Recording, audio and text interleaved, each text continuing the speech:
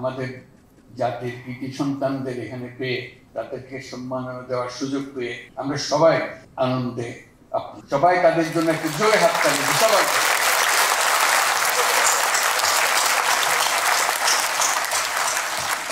বিশেষ করে নারী ফুটবল টিমের জন্য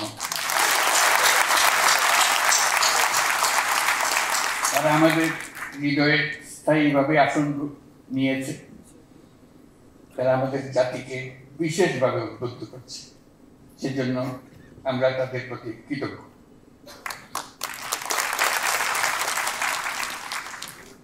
প্রিয় সুধীবৃন্দ, দেশের বরেণ্য ব্যক্তিত্ব যারা আজ 21শে পদকে ভূষিত হয়েছেন তাদেরকে দেশবাসীর পক্ষ থেকে অভিনন্দন জানাচ্ছি।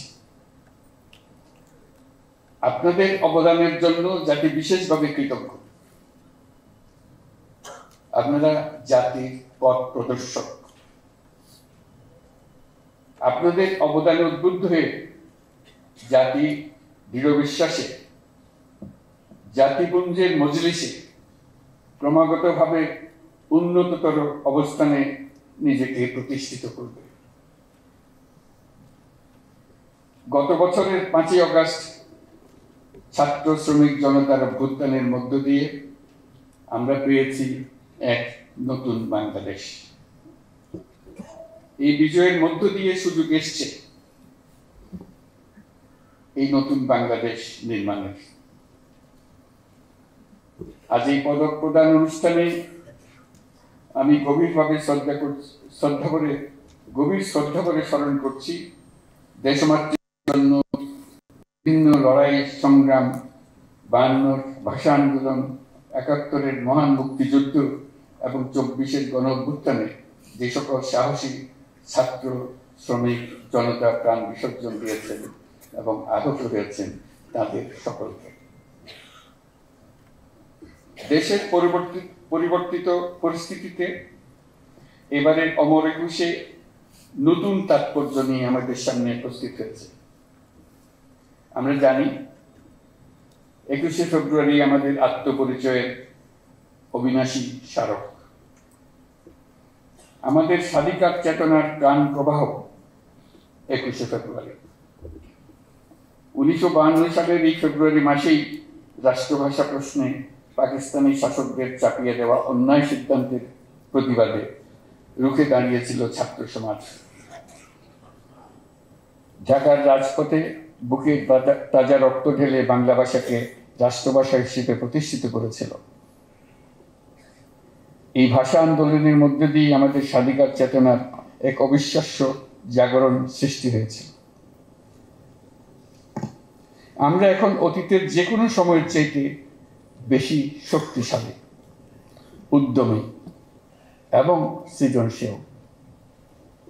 আমাদের তরুণ প্রজন্মের স্বপ্ন অতীতের যে কোনো প্রজন্মের স্বপ্নের চাইতে দুঃসাহসী।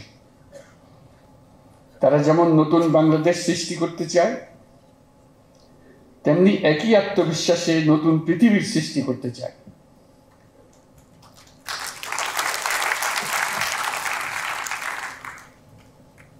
নতুন পৃথিবী সৃষ্টিতে তারা নেতৃত্ব দিতে চায়।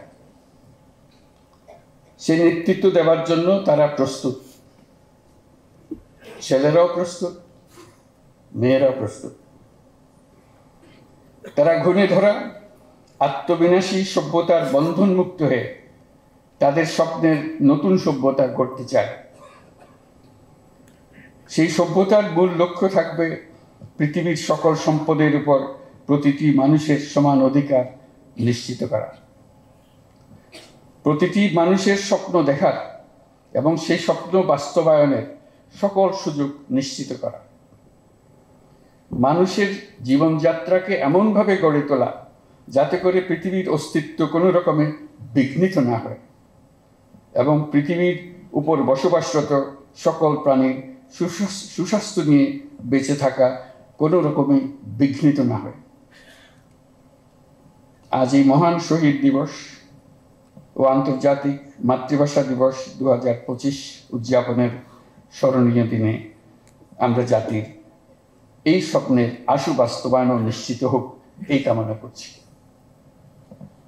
দেশে দেখিয়ে যারা আজ জাতির পক্ষ থেকে স্বীকৃতি পেলেন,